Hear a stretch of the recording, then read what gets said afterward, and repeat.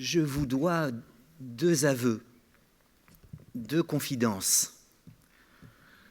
La première est que, en effet, je suis philosophe. N'ayez pas peur, surtout. N'ayez pas peur. J'essaie de l'être, tout du moins, et je dirai un petit mot de la philosophie. Le second aveu, la seconde confidence, est que je suis très fatigué, et même épuisé, et un peu patraque. Je dirai un petit mot de la fatigue. Mais tout d'abord de la philosophie. N'en ayez pas peur, car je crois en effet qu'elle peut aider à vivre. Et je dirais que si j'ai une petite légitimité à vous parler aujourd'hui, moi qui ne suis pas soignant, moi qui ne travaille pas dans le monde qu'est le vôtre, c'est justement parce que mon métier à l'université est un peu singulier. J'y dirige un master de philosophie, mais mon public, ce n'est pas le public habituel des masters de philosophie. C'est de jeunes étudiants qui, après la licence de philo, feraient un master pour ensuite préparer le CAPES ou l'agrégation de philosophie. Non, mes étudiants, comme l'a dit Marine, ce sont des soignants, médecins ou non médecins, qui décident en formation continue un jour de venir faire de la philosophie. Et c'est un public absolument passionnant qui m'amène, qui m'apporte la réalité du monde médical et plus particulièrement la réalité du monde de la fin de vie. Et au nombre de ces étudiants, de ces étudiantes formidables, il y a Marine. Elle avait peur de la philosophie, elle ne se sentait pas de devoir être philosophe. Et puis, il y a quelques jours, elle a soutenu un mémoire formidable. Cette soutenance, pour moi, reste un moment à peu près magique, et pas simplement parce qu'elle avait accordé son chemisier à ses beaux yeux bleus. C'était aussi parce qu'il y avait là une parole d'une force de vérité, enfin, et peut-être que si elle l'accepte, elle pourrait vous envoyer son mémoire. Elle a eu mention très bien à ce master. Alors, vous dites qu'on vous apporte beaucoup, Marine, mais vous nous apportez beaucoup. Voilà le petit mot que je tenais à dire au sujet de la philosophie pour qu'elle ne vous apparaisse pas incongrue, inopportune dans un congrès comme le vôtre. Je redis que la petite légitimité que j'ai à vous parler me vient de mes étudiants. Quant à la fatigue, quant à l'épuisement, je ne vous en parle pas parce que ça me concernerait. Vous auriez le droit de vous en foutre complètement que le premier conférencier de l'après-midi fût fatigué. Mais d'abord, j'en parle parce que j'ai peur que ça altère un peu ma voix, ma lucidité, mais surtout parce que la fatigue est une réalité très présente dans le monde du palliatif, car vos patients sont fatigués et vous l'êtes aussi. Et je crois que le rapport que vous avez à vos patients n'est peut-être pas exactement le même. Allez, un beau matin, un beau lundi matin de mai, quand vous êtes en pleine forme et que vous rencontrez un patient gratifiant, et un triste vendredi après-midi pluvieux de novembre, quand vous êtes épuisé et que vous rencontrez un patient agressif. Par conséquent, il m'importera tout à l'heure de dire un petit mot de la fatigue des soignants. Ces 2 aveux, ces 2 confidences ayant été faites, parce que j'ai pensé qu'il vous serait plaisant que mon discours ne fût pas trop vite conceptuel et qu'il s'incarnât dans quelques histoires émouvantes, eh bien, je commencerai par un récit. La scène pourrait se passer à la Croix de Léra, un hameau minuscule proche de la ville de Tulle, en Corrèze donc, et cette scène n'aurait pu se passer ou pourrait se passer en une fin d'après-midi de décembre 1986-1987. Et voilà. La maison était sombre. En y entrant, on ne distinguait rien d'abord, sinon que cela sentait le café et le tabac. Le café parce que sa fille s'en était fait pour pouvoir tenir la nuit. Le tabac parce que même après avoir fermé son épicerie, Anna en avait gardé une bonne quantité pour remercier les hommes qui venaient l'aider à s'occuper du jardin et des bêtes. Le regard, une fois habitué à l'obscurité, on voyait la grande cheminée où l'on pouvait s'asseoir sur un siège qui servait aussi de réserve à bois, une maie pour les tourtes de pain, une table, 2 chaises de paille et la comptoise d'un bois noir. Sur les étagères se trouvaient les bonbonnes, où jadis étaient les paquets de cigarettes, les bonbons, les graines, les épices. À présent, toutes vides. Les tiroirs du meuble d'épicier étaient également presque tous vides. Seuls 2 ou 3 contenaient un inutile matériel à couture, des boutons sans pareil. Le bruit que faisait la comptoise, tic-tac, tic-tac, seul empêchait que le silence ne fût total. Au fond de la pièce, une porte entr'ouverte qu'on n'osait pousser que le cœur battant, car on devinait que là se jouait le drame formidable qui fait que les hommes sont ce qu'ils sont. J'avançais. Là encore, tout était si sombre qu'on ne distinguait d'abord que l'odeur. Celle-ci était toute différente de l'autre pièce. Cela sentait l'urine, d'autres odeurs plus prégnantes, l'éther. Cela sentait la mort. Et pourtant, là, deux âmes vivaient. La fille, d'abord. Assise sur une chaise, elle s'était endormie, la tasse de café froide sur les genoux. Et dans le lit, Anna, qui semblait dormir les yeux ouverts. Elle avait beaucoup maigri. J'aperçus sur l'oreiller de longs cheveux blancs que je n'avais jamais vus, car d'ordinaire, ils étaient toujours retenus par un système d'épingles, de peignes et de chignons.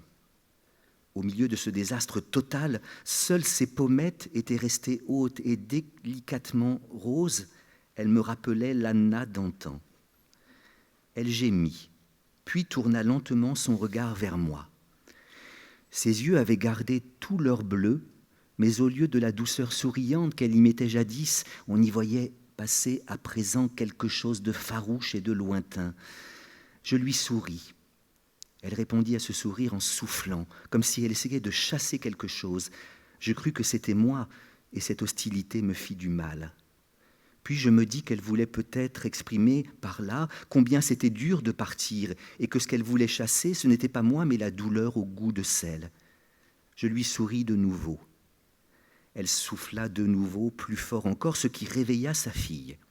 Celle-ci, un peu gênée de s'être endormie, faillit casser la tasse en se relevant, mais m'accueillit avec affection. Oh, c'était bien gentil de venir voir la pauvre Anna. Ah oui, elle avait bien changé, la tata. Elle n'était pas trop bien depuis 2 jours. Puis, pensant à l'odeur, la fille ajouta avec un rire triste que c'était bien triste, qu'Anna ne retenait plus ni le gros ni le petit. Elle frappa fortement les édredons comme pour leur redonner une dignité. Elle releva sa mère jusqu'à l'oreiller. Ah, cette manie qu'avait maman de glisser à chaque fois vers le fond du lit. Pourquoi faisait-elle cela? Et je pensais qu'au fond de ce vieux lit qui s'affaissait, c'était comme si la terre l'aspirait déjà. On épongea le front d'Anna d'un petit mouchoir brodé. Je l'embrassai, le cœur battant. Cette fois, elle ne souffla pas. On laissa la mourante. On passa dans la pièce d'à côté prendre un peu de café. Je compris que cela faisait déjà 4 mois que sa fille veillait Anna, que beaucoup avaient dit que c'était folie, que ce n'était plus une vie, ou alors une vie de légumes, que c'était indigne de finir comme cela et d'un archaïsme ridicule qu'une fille veillât encore sa mère. Mais toutes deux tinrent bon. Et je compris que dans cette chambre retirée, à l'abri du siècle, à l'abri du temps, comme de l'espace, se jouait une scène aussi admirable que misérable, aussi misérable qu'admirable, une scène digne d'être jouée par les humains. Je quittai la maison et retournai à mes occupations à la fois importantes et dérisoires. Tous les jours qui suivirent, je repensais régulièrement à Tata Anna et à sa fille, et je les enviais. Cette scène me semble avoir quelque chose d'immémorial.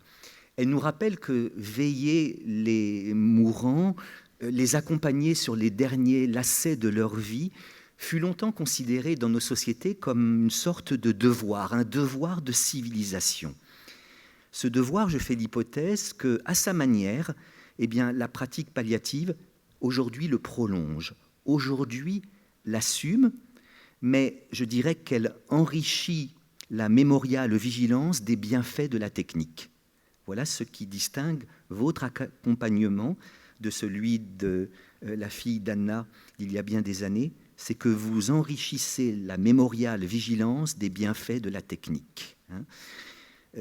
Si un jour on vous demande qu'est-ce que c'est les soins palliatifs, je vous conseille cette réponse. J'enrichis l'immémoriale vigilance des bienfaits de la technique. Je pense que vous aurez un certain succès, enfin peut-être. Il me semble cependant que ce devoir, nos sociétés depuis quelque temps peinent à l'assumer.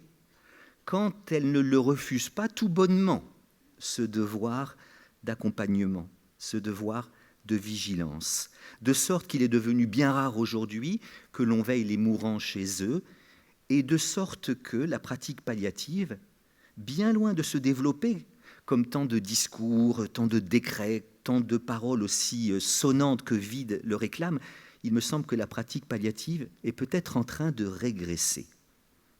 Pourquoi ? Eh bien, l'hypothèse que je vais faire dans cette causerie vespérale, vous ne vous laissez pas impressionner, c'est tout simplement une conférence qui a lieu l'après-midi, au moment des vêpres. L'hypothèse que je vais faire dans cette causerie vespérale est que ce qui est cause de cela, c'est peut-être une sacralisation de la volonté individuelle, un dévoiement des idées de progrès et d'émancipation, et ce que j'appellerais une passion de la maîtrise. Il ne s'agit pas pour moi de dire du mal de la volonté individuelle, de dire du mal des idéaux de progrès et d'émancipation, de dire du mal de la maîtrise, mais il me semble que les sacraliser, cette volonté, cette idée de progrès, cette idée d'émancipation, cette idée de la maîtrise, peut être quelque chose de dangereux pour la pratique palliative. Parce qu'au fond, l'approche de la mort sonne toujours le glas de quelque chose comme de notre volonté, de notre maîtrise, de notre arrogance, de notre virilité. Est-ce que l'approche de la mort ne nous ramène pas à la secousse enfantine du sanglot ? Voilà pourquoi je ferai l'hypothèse que ce n'est pas l'idée de progrès qui est une menace pour les soins palliatifs, mais le progressisme. Nous y viendrons. Alors, attention, il ne s'agit pas d'idéaliser l'accompagnement de jadis, ni d'idéaliser l'accompagnement palliatif. L'accompagnement de jadis, il suffit que vous lisiez, je ne sais pas, les nouvelles de Maupassant ou celles de Giono, c'était pas toujours épatant. Bien souvent, la présence au chevet dans les campagnes était plus sociale que morale. Elle était plus inspirée par le souci de l'étiquette que par l'élan du cœur, plus motivée par la fidélité aux traditions que par une spontanéité aimante. Encore qu'il ne faille pas séparer cette spontanéité de cette fidélité, cet élan et de ce souci selon un cadastre trop bien découpé. On ne savait pas toujours pourquoi on veillait, et ce n'était pas toujours pour de bonnes raisons, et on ne veillait pas toujours bien, mais enfin, l'essentiel était que l'on veillât, et à l'époque, on veillait. Oui, lisez Maupassant, lisez Giono, vous verrez que parfois, la belle-fille veille avec un oreiller pas loin, avec le grand désir que ça finisse vite pour avoir l'oseille. N'idéalisons pas l'accompagnement de jadis. Et n'idéalisons pas non plus l'accompagnement palliatif. Pourquoi ? Parce que précisément, les choses ne se passent pas toujours comme on les présente. Et je reviens à ma distinction entre la relation soignant-soigné, un beau lundi matin de mai et un triste après-midi pluvieux de novembre. Et voilà pourquoi je parle de la fatigue. Oui, ce jour-ci, notre soignante, on va le dire au féminin, étant donné ce qu'on a pu constater devant les toilettes tout à l'heure, eh bien, notre soignante s'est réveillée de bonne humeur. Elle a fort bien dormi, elle est en pleine forme, elle ouvre la fenêtre et elle voit que le temps est exactement ce qu'elle avait envie qu'il fût, qu'il fait beau à Vannes, qu'il fait beau à Lorient, qu'il fait beau à Saint-Brieuc aujourd'hui. Le petit déjeuner avec son conjoint ou sa conjointe se passe dans une espèce d'harmonie familiale. Ah, mon amour, j'ai déjà envie de te retrouver. Bonne journée, tu m'écriras, je t'aime. Il y a un côté amiricoré, vous voyez. Bon, elle sort dans les rues de la ville pour aller à son EHPAD ou à sa maison d'accueil spécialisée ou à son CHU, enfin, je ne sais. Il fait beau. Elle vit l'existence comme un cadeau plutôt que comme un fardeau. Un inconnu lui offre des fleurs. Elle arrive à l'EHPAD ou à la masse ou au CHU, je ne sais, on la complimente pour sa façon d'être soignante, on lui apprend que le grand patron a dit beaucoup de bien d'elle. Elle aime son métier, s'y sent reconnue, elle entre dans une chambre où bien sûr l'attend une vieille dame abîmée par l'âge et la maladie et l'approche de la mort. Mais cette vieille dame a quand même assez de force pour dire sa gratitude, sa reconnaissance. Oh, j'aime tellement quand c'est vous qui venez. Oh, bon, non, je ne fais que mon travail. Oh non, vous êtes mon petit rayon de soleil. C'est pas comme l'autre. Et puisqu'elle n'aime pas sa collègue, elle se paye la joie mauvaise d'être la préférée. Alors oui, quand la rencontre soignant-soigné, c'est un beau matin de mai, la rencontre d'une forme du côté du soignant et d'une gratitude du côté du soigné, alors là vient la belle image tant de fois utilisée comme icône lors des congrès des soins palliatifs, vous savez, la jeune main qui prend la vieille main. Et alors cette vieille main est à la fois racornie, durcie par l'âge, et en même temps attendrie par lui. J'ai toujours trouvé très émouvant cet étrange point de douceur qu'il y avait au creux de la main des vieilles dames, en particulier de Matata Anna, hein, comme une neige à peine fondue. Oui, mais ça, c'était ce jour-ci. Il y a aussi ce jour-là, où notre soignante s'est réveillée fort fatiguée. Elle était allée au repos comme à un refuge, et malheureusement, elle a connu des moments d'insomnie, ce que Baudelaire appelle ces vagues terreurs de nos affreuses nuits, qui compriment notre cœur comme un papier qu'on froisse. Là aussi, si on vous pose la question, as-tu bien dormi? J'ai connu ces vagues terreurs de nos affreuses nuits qui compriment notre cœur comme un papier qu'on froisse. Non mais c'est sérieux, j'ai lu récemment dans un journal que pour qu'un couple dure, il faut surprendre l'autre. Une des façons de surprendre l'autre, j'enseigne ça à mes étudiants, à mes étudiantes, c'est employer des mots qui vont le surprendre. Et donc, ne dites pas je vais faire les courses, mais dites je vais faire les commissions. Ce petit décalage va peut-être faire que tout d'un coup, il va revoir qu'il a une chance extraordinaire d'être maqué avec vous. Enfin, donc, placer des mots un peu désuets, un peu anciens, ça peut faire quelque chose. Bon, elle ouvre la fenêtre, le temps n'est pas du tout ce qu'elle aurait aimé qu'il fût. Il fait un temps dégueulasse aujourd'hui à Vannes, à Lorient, à Saint-Brieuc, à Quimper, je ne sais. Dès le petit déjeuner, tension visible avec son conjoint ou sa conjointe. Hein. C'est pas vrai, ta mère vient encore dimanche, ouais, et toi ton frère qui n'apporte jamais aucun cadeau. Elle va au miroir et ne s'y trouve pas belle. Cocteau a dit, les miroirs feraient bien de réfléchir avant de nous renvoyer notre image. Mais les miroirs ne réfléchissent pas souvent avant de réfléchir. Et ne pas se trouver beau, ne pas se trouver belle, c'est fatigant, c'est douloureux, c'est pas genré du tout ce truc-là. Hein. Elle sort dans les rues de la ville déjà fatiguée. Très vite, elle a affaire aux démons mesquins, tous les petits emmerdements de la vie quotidienne. Pas de parapluie, non, c'est pas la peine. Il se met à pleuvoir à verse. Aucun inconnu ne vous offre des fleurs, ce que, vous regardant, je trouve regrettable. Elle vit l'existence comme un fardeau plutôt que comme un cadeau. Elle a envie de chanter avec Jane Birkin, grâce à Serge Gainsbourg, dans le dernier album qu'il a composé pour elle, ses vers sublimes. Alors Gainsbourg ne voulait pas qu'on dise de lui qu'il était poète, parce que Gainsbourg disait que la chanson, c'est un art mineur. On ne peut pas déconner. Et pourtant, c'est vraiment de la poésie, ce que Serge fait chanter à Jane. Quand il lui fait chanter, avec cette difficulté d'être, on se dit qu'il aurait mieux valu peut-être ne jamais naître. C'est du Gainsbourg. Elle vit l'existence comme un fardeau plutôt que comme un cadeau. Elle est fatiguée, elle arrive à l'EHPAD ou à la masse ou au CHU. On lui fait des reproches, à savoir qu'elle n'a pas utilisé le bon logiciel. On ne mesure pas à quel point les tracasseries administratives épuisent aujourd'hui les soignants qui ont l'impression qu'on leur impose des tâches qui ne sont pas au cœur de leur métier. Elle est fatiguée, a quelques difficultés, et elle entre dans une chambre où ne l'attend pas la patiente gratifiante et reconnaissante de la veille, mais un patient agressif, un patient qui n'a d'autre manière de montrer sa souffrance que par l'agressivité. Alors attention, l'agressivité, la souffrance ne légitime pas l'agressivité, hein. Mais ce qu'on ne saurait légitimer, on peut essayer de le comprendre. Je trouve très profond ce passage du dessin animé Kirikou. Pardon, je mêle les références peut-être pas très nobles et les références plus nobles. Tout à l'heure, vous aurez quand même un peu de Kant.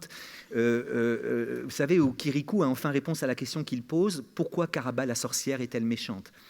Ce dessin animé raconte l'histoire de la vie d'un petit village africain tyrannisé par une méchante sorcière qui s'appelle Karaba. Et Kirikou n'est pas grand, mais il est vaillant. Kirikou, mon ami. Ce Kirikou donc demande à tout le monde: pourquoi Karaba la sorcière est-elle méchante? Personne n'a réponse à la question posée jusqu'à ce que Kirikou retrouve son grand-père. Et le grand-père a réponse à la question posée. Grand-père, pourquoi Karaba la sorcière est-elle méchante? Réponse du grand-père: parce qu'elle souffre, Kirikou. Et vous savez qu'elle a une épine qui lui est enfoncée dans la nuque, qui l'a fait horriblement souffrir. On comprend d'ailleurs peut-être à la fin du dessin animé qu'elle a peut-être subi un viol collectif de la part du village. Alors attention, je le répète, hein, la souffrance ne légitime pas la méchanceté. Mais ce que l'on ne saurait légitimer, on peut essayer de le comprendre. Eh bien oui, quand la rencontre soignant-soigné, ça n'est pas un beau matin de mai, la rencontre d'une forme et d'une gratitude, mais un triste après-midi, vendredi après-midi pluvieux de novembre ou de décembre, entre une fatigue, un épuisement du côté du soignant et une agressivité du côté du soigné, là, c'est beaucoup plus difficile, voyez. Et donc, n'idéalisons pas l'accompagnement de jadis, n'idéalisons pas l'accompagnement palliatif, parce que l'idéalisation fomente la déception.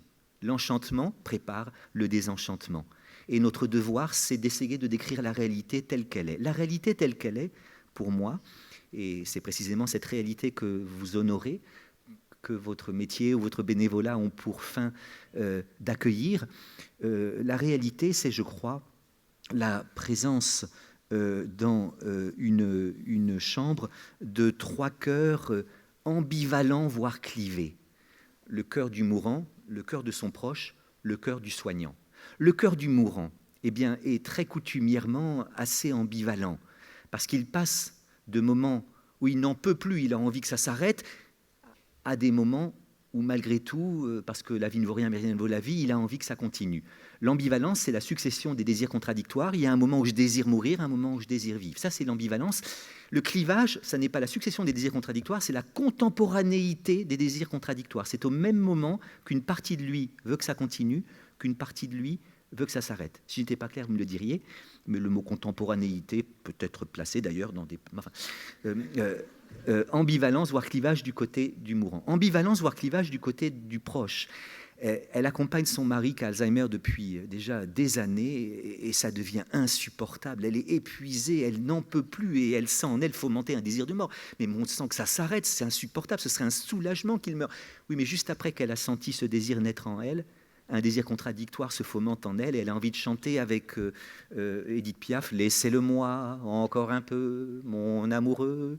Ambivalence dans le cœur du proche, voire clivage, c'est au même moment qu'elle désire qu'il vive et qu'elle désire qu'il meure. Et même ambivalence, je crois, dans le cœur du soignant, qui bien sûr est là pour que la vie continue et non pas pour donner la mort, mais n'est-ce pas avouer que parfois, entrer dans une chambre où il y a un cancer du larynx et que tous les parfums d'Orient, comme on dit chez Shakespeare, n'arrivent pas totalement à apaiser, eh bien ça peut faire parfois désirer que cela cesse, n'est-ce pas?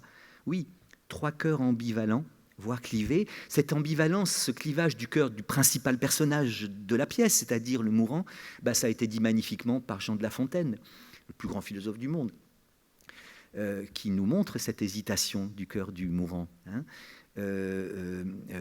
Un pauvre bûcheron tout couvert de ramée marchait à pas pesants vers sa chaumine enfumée, c'est sa chaumière. Hein.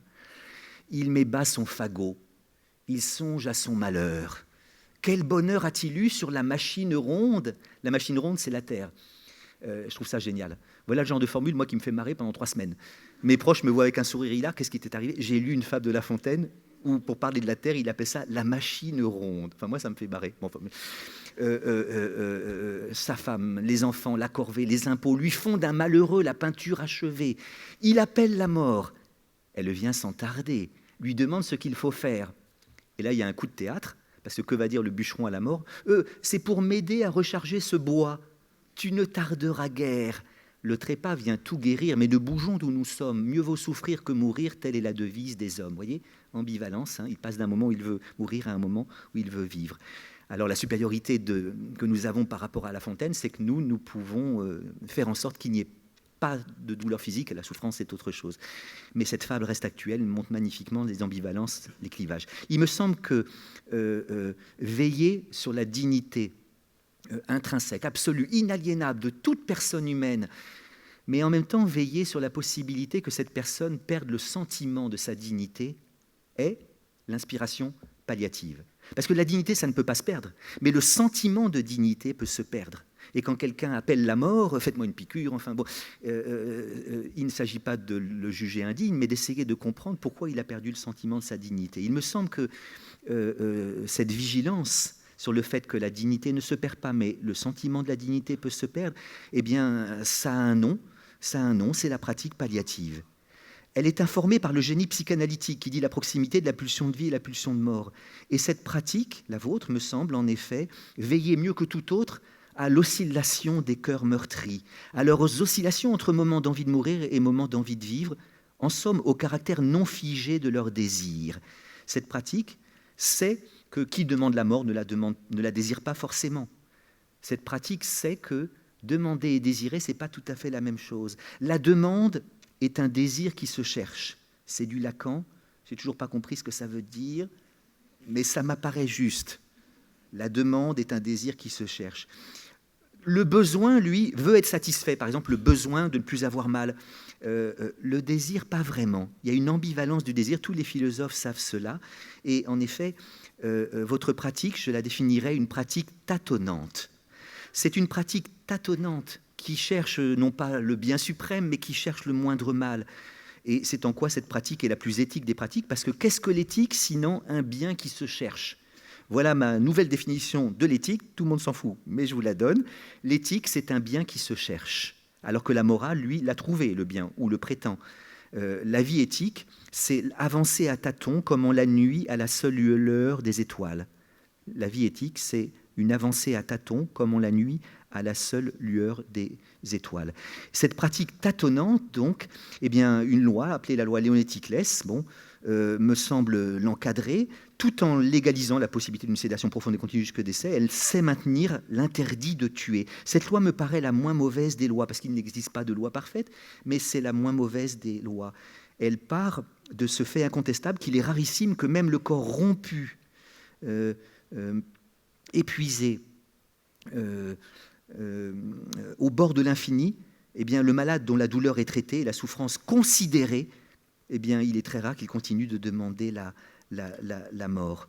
Et cette pratique, elle est fondée sur cette inspiration, pour moi essentielle, selon laquelle, tant qu'il y a de la vie, il y a du possible. Et que quand il y aura la mort, il n'y en aura plus. Un certain philosophe nommé Martin Heidegger, dont le nom seul est effrayant, a dit quelque part que la mort, c'est l'impossibilité du possible et la possibilité de l'impossible. En allemand, ça se dit au minimum « Der Tod ist der Unmöglichkeit der Möglichkeit und der Möglichkeit der Unmöglichkeit ». Des genres de formules qui rendent complètement fou. Hein. J'ai connu des êtres humains tout aussi sains de corps et d'esprit que vous et moi, en tout cas que vous, parce que moi, bon, qui un jour ont lu cette formule de Heidegger. Et depuis, ils sont devenus fous. Ils tournent sur eux-mêmes, vous savez, comme les derviches tourneurs, depuis des fois de 3 ans. Qu'est-ce qui t'est arrivé? J'ai lu Heidegger. Et pourtant, cette formule, si on l'écoute calmement, est très claire. Si la mort, c'est l'impossibilité du possible, ça veut dire que tant qu'il y a de la vie, il y a du possible. Et que quand il y aura la mort, il n'y en aura plus. Et en effet, parce que je suis vivant, j'ai plein de possibilités qui s'ouvrent à moi dans les secondes qui viennent. Je peux, dans les secondes qui viennent... alors, il y a des choses que je ne peux pas faire. Je ne peux pas, dans les secondes qui viennent, m'envoler dans les airs comme l'oiseau. Malgré ma fidélité 70s à Michel Fugain, qui depuis que je suis tout petit me dit « fais comme l'oiseau, sa vie d'air pur et d'eau fraîche, un oiseau, et jamais rien ne l'empêche, l'oiseau, d'aller plus haut, haut, haut, haut, haut, haut, haut, haut, haut. » Ça y est, je sens les psys de l'Assemblée inquiets quant à la santé psychique du conférencier, mais je vous rappelle la formule de Salvador Dali, la seule différence entre un fou et moi, c'est qu'il ne suis pas fou. Je ne peux pas m'envoler, je ne peux pas me rendre invisible, comme Ma sorcière bien-aimée ou Gigès, dans un dialogue de Platon. Je ne peux pas à la fois rester ici et être là-bas. Le don d'ubiquité ne fait pas partie des dons donnés par la nature à l'homme, ni le don d'invisibilité, ni le don du vol. Mais à l'intérieur des quelques limites que la nature m'a imposées, j'ai quasiment une infinité de possibilités qui s'ouvrent à moi parce que je suis vivant. Je peux, dans les secondes qui viennent, rester debout ou m'asseoir, continuer de parler ou de me taire. Rassurez-vous, je vais finir par me taire. Continuer à essayer de parler une belle langue, essayer d'avoir un parler châtié, courtois, mais je peux, dans les secondes qui viennent, dire des horreurs, de très gros mots. Je peux bigardiser dans les secondes qui viennent, allusion à un humoriste, enfin bon, pas si humoristique que ça. Bon. Je peux, dans les secondes qui viennent, aller au centre de la scène et uriner devant vous. Je ne le ferai pas, hein, mais je peux le faire parce que je suis vivant. Quand je serai mort, je n'aurai plus aucune de ces possibilités. Quand je serai mort, j'aurai plus la possibilité d'être debout ou de m'asseoir, de parler ou de me taire, d'être courtois ou discourtois. Alors, bien sûr, l'approche de la mort, très souvent, restreint la palette des possibles. Et si je suis rendu tétraplégique en fin de vie, j'aurai plus la possibilité de m'asseoir ou de me lever. Si je suis rendu aphasique, de parler ou de me taire. Si je suis rendu désinhibé par des problèmes fronto-temporaux, ben, je ne pourrai plus parler une belle langue, je dirais des horreurs. Mais je dirais que tant qu'il y a de la vie, il y a du possible, et quand il y aura la mort, il n'y en aura plus.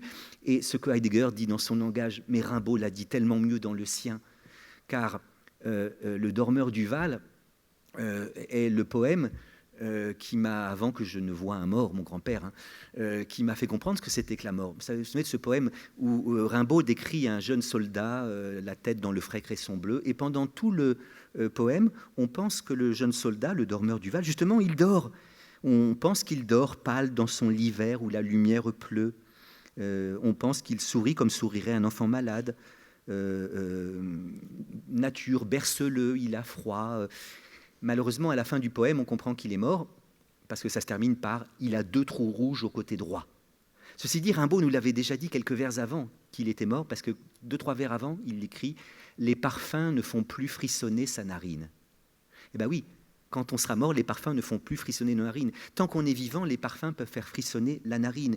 Et en effet, tant qu'il y a de la vie, il y a du possible, même si apparemment la vie se réduit, les parfums peuvent faire frissonner sa narine. Les couleurs, c'est ses pupilles, les goûts, c'est papilles. Et c'est justement, vous voyez, tant qu'un être humain, il y a peu de différence entre un être humain qui se repose et un être humain qui repose. Un être humain qui se meurt et un être humain qui est mort. Mais justement, cette différence est aussi un abîme. Tant qu'un être humain se repose plutôt qu'il ne repose, tant qu'il se meurt plutôt qu'il n'est mort, il y a place pour cette vie sensible, cette vie du corps sensible, où les couleurs font frissonner les pupilles, les sons, les tympans, pour cette vie rêveuse où la psyché se débat avec ses souvenirs. Alors les soins palliatifs, voilà, sont attentifs au possible. Tout ce qui est possible encore, vous l'accueillez, vous l'exaltez. Mais vous êtes aussi attentif, me semble-t-il, aux impossibles. L'impossible, c'est justement quand on souffre trop, quand on dit que c'est plus possible, c'est insupportable ce qui se vit. Je trouve qu'on n'a pas fait mieux, et alors je m'inquiète. Je m'inquiète comme vous, n'est-ce pas, alors ce qui parfois est une tentation, donner la mort parce que c'est la moins mauvaise solution, eh bien, ce qui devrait être une tentation, une exception, vécue comme une transgression, eh bien, qu'adviendra-t-il si cela se légalise, hein, voyez, il ne faudrait pas que cet interdit, tu ne tueras point, devienne loi, entre dans la loi. Sinon, ce ne sera plus une transgression.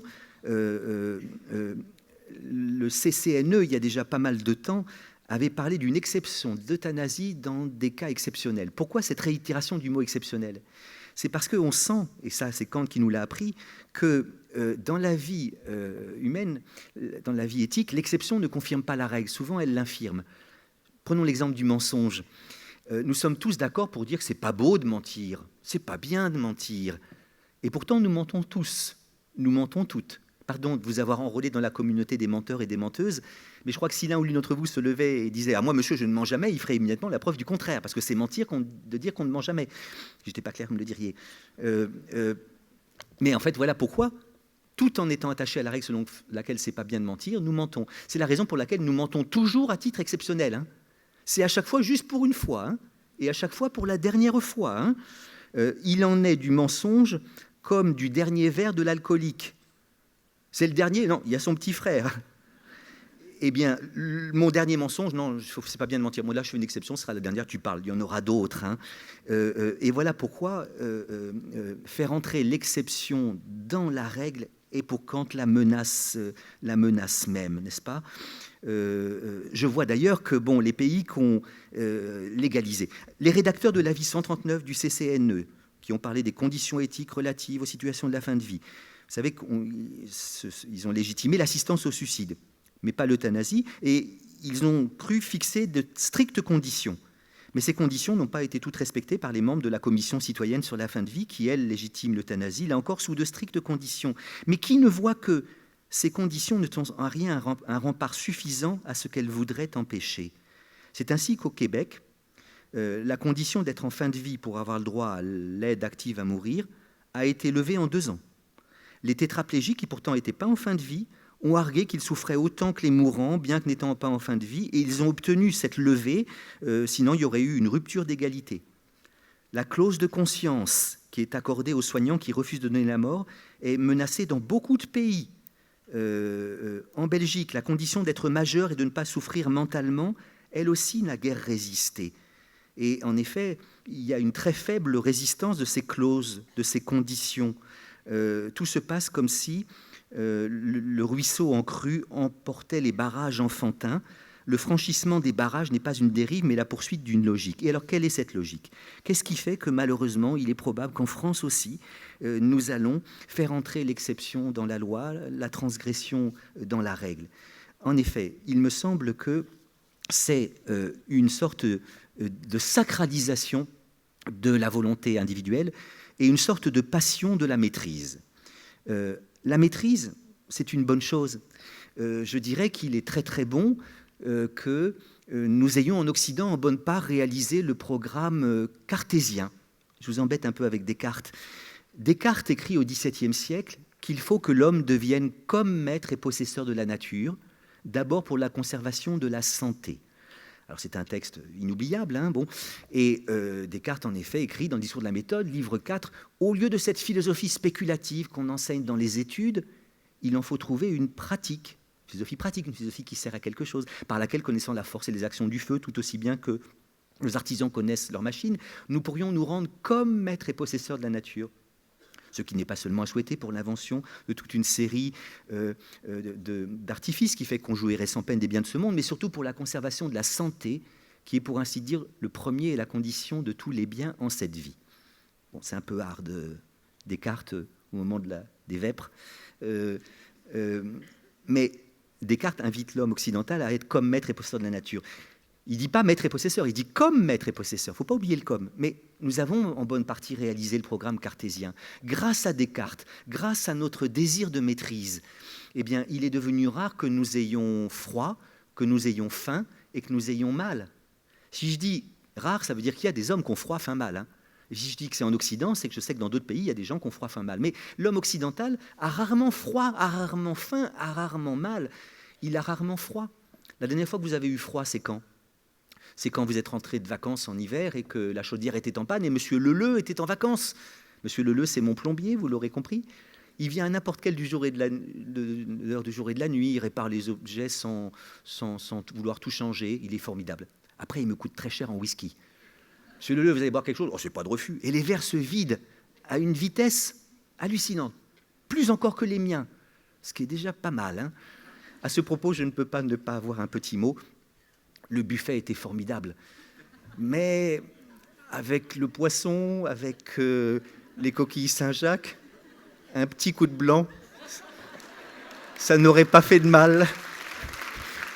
Et pour embêter ma chère étudiante Marine, j'ai dit, mais il n'y a pas possibilité d'avoir un petit coup de blanc juste pour les conférenciers.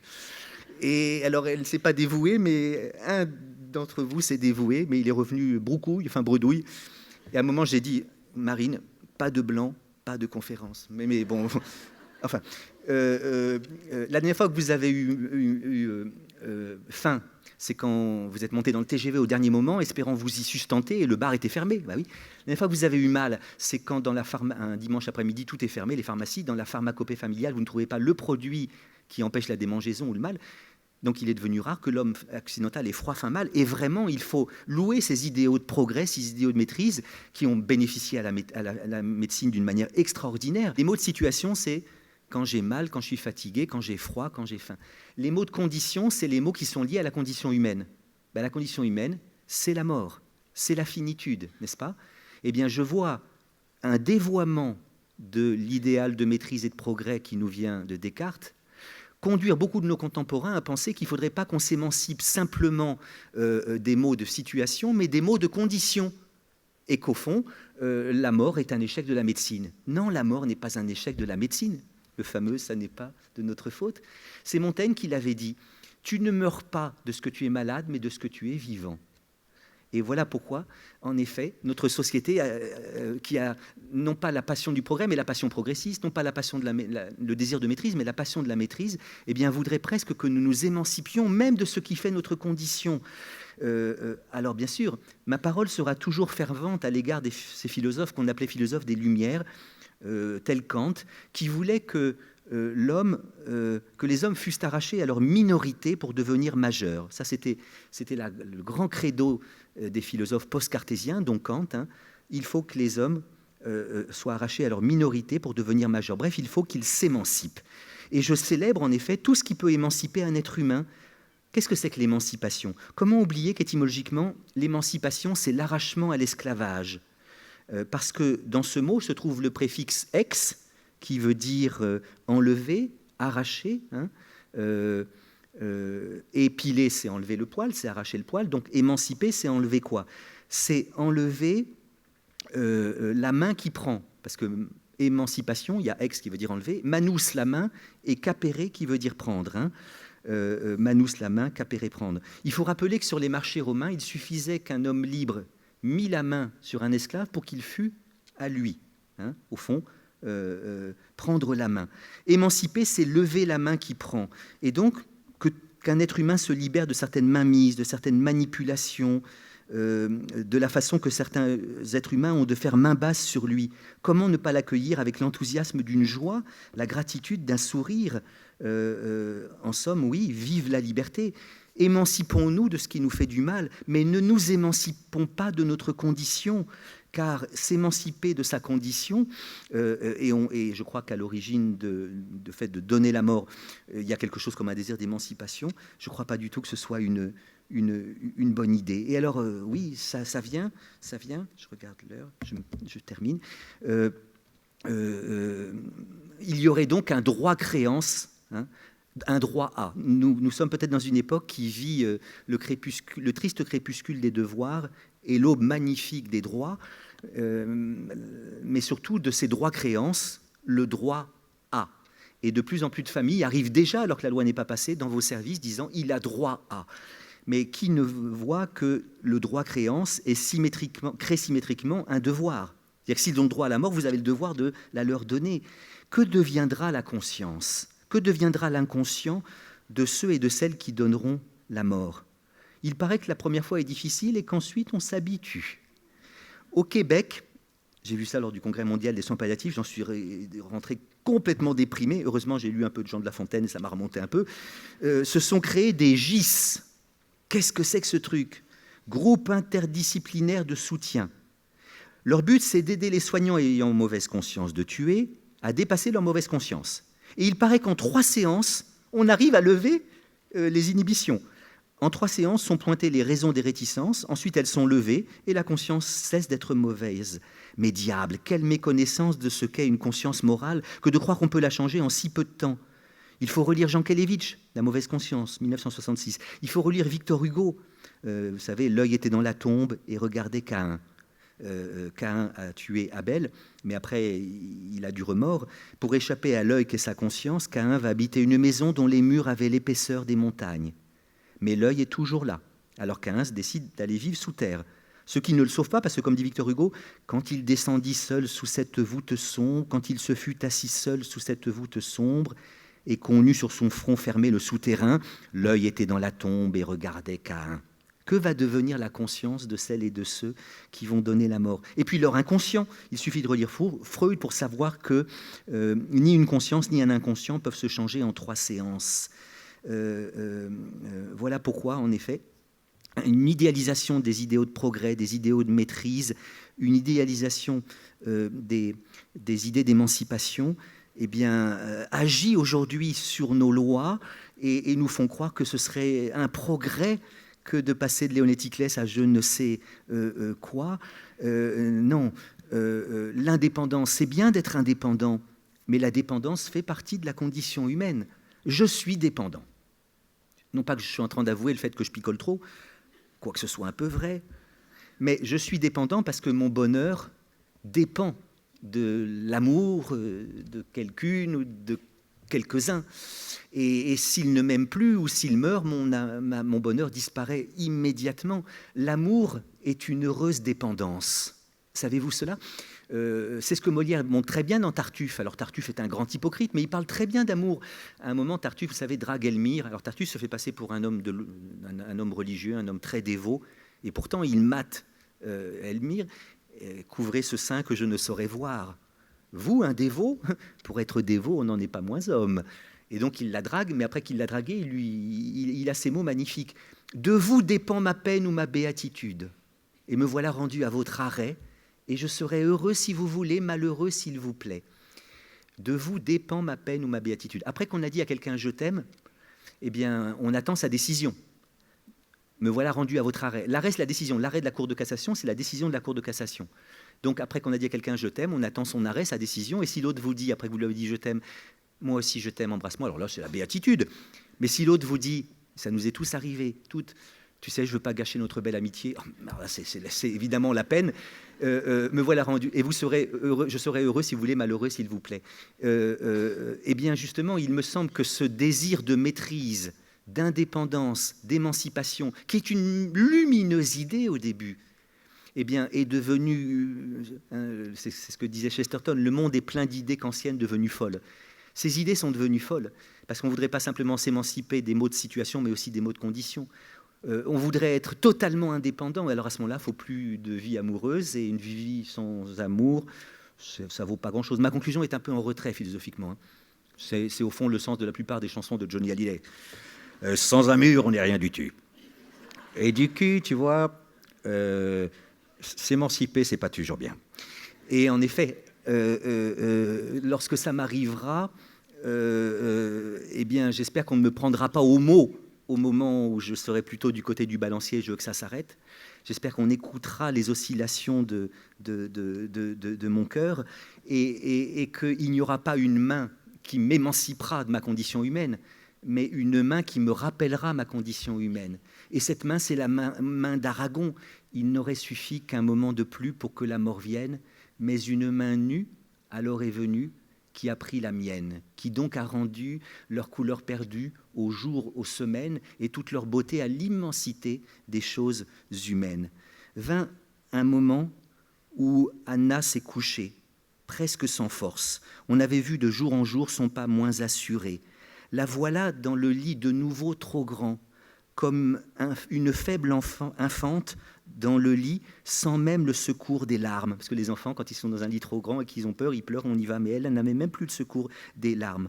Lorsque j'ai l'impression que même face à moi, elle me tourne le dos. Elle n'a plus affaire à moi, elle n'a plus affaire à rien. Lorsque la vieille tante est emmenée si loin, je cherche ce qui peut la suivre. Oh, non pas la plus belle des pensées, non pas la plus pure des images, plutôt le linge et l'eau changés, la main qui veille et le cœur endurant. Ben, que faites-vous sinon changer le linge et l'eau, sinon avoir la main qui veille et le cœur endurant? Quand je suis entré dans la chambre de Tata Anna, il y avait sa fille qui essayait de faire ça, elle le faisait maladroitement. Vous le faites. Mon désir est que vous puissiez continuer à le faire sans être pollué par une méchante loi le plus longtemps possible. Merci de votre attention.